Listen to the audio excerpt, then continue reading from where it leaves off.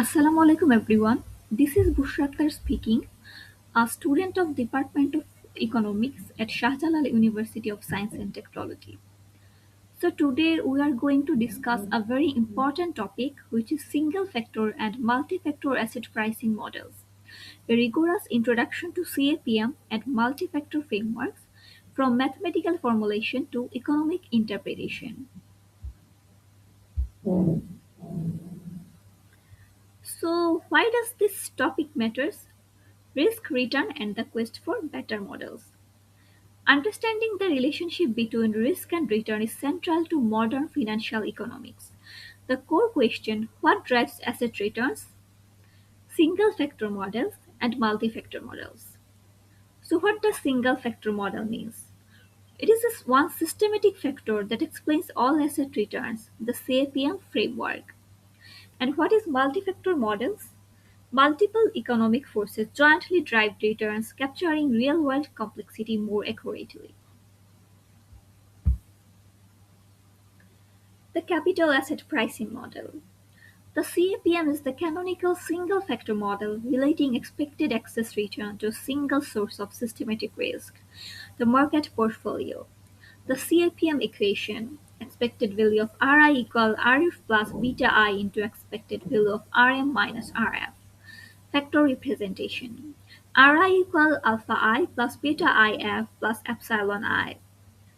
Beta definition.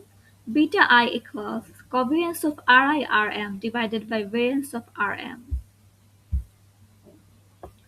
Assumptions and structure of the single factor model. Common random factor.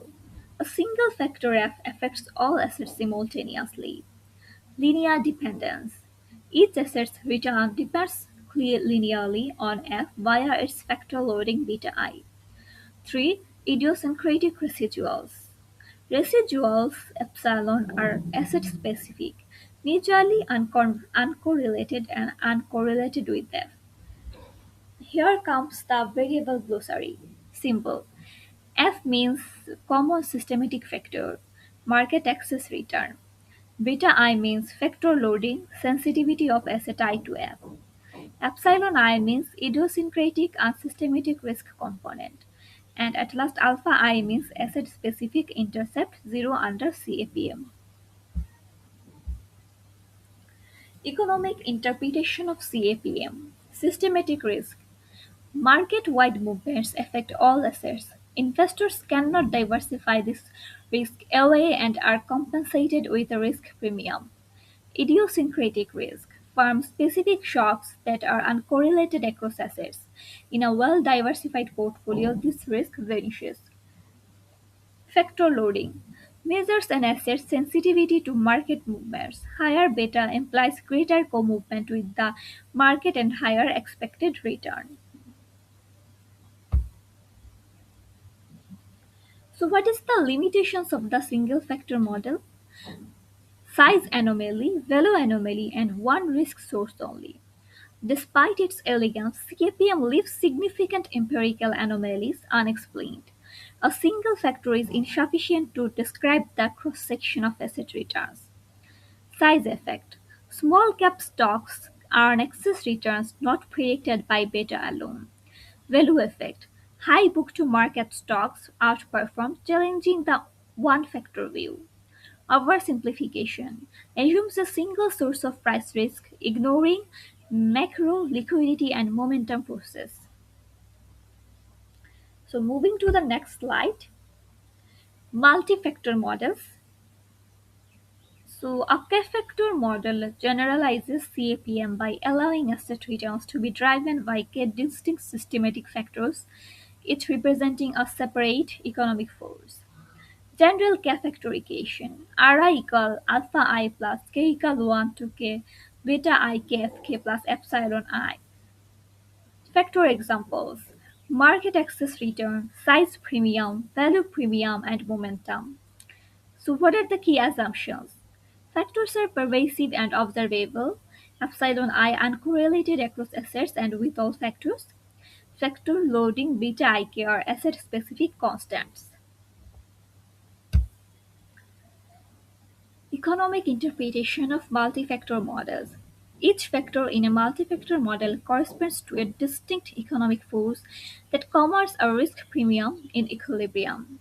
Interest rate changes, shifts in the yield curve affect discount rate and asset valuation across the board. Inflation surprises, unexpected inflation erodes real cash flows and reprices equities and bonds differently.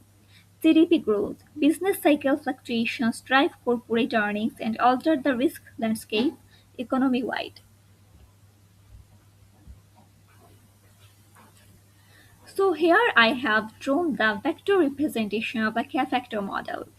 For a universe of n assets, individual equations are stacked into a compact vector form, essential for portfolio analysis and optimization. Vector equation R equals alpha plus BF plus epsilon. Dimensions R actually means vector of asset returns, B actually means factor loading matrix, F means factor of K-factor realizations, and at last epsilon means idiosyncratic disturbances. Applications: portfolio risk decomposition, factor-based optimization, and covariance matrix estimation. Risk decomposition, portfolio optimization, and covariance estimation. So, what are the key takeaways of this topic? CFPM as a benchmark. The single factor model is theoretically elegant but empirically limited, a necessary starting point, not an end point. Multi-factor models add power. By incorporating systematic factors, these models explain anomalies and better capture the true cross-sectional variation in returns. Vector form enables scale. Matrix notation R equal alpha plus BF plus epsilon unifies all assets, enabling tractable portfolio optimization and risk decomposition at scale. Thank you everyone for listening to me carefully. So that's the end for me. I hope you have understood this topic very carefully. So thank you.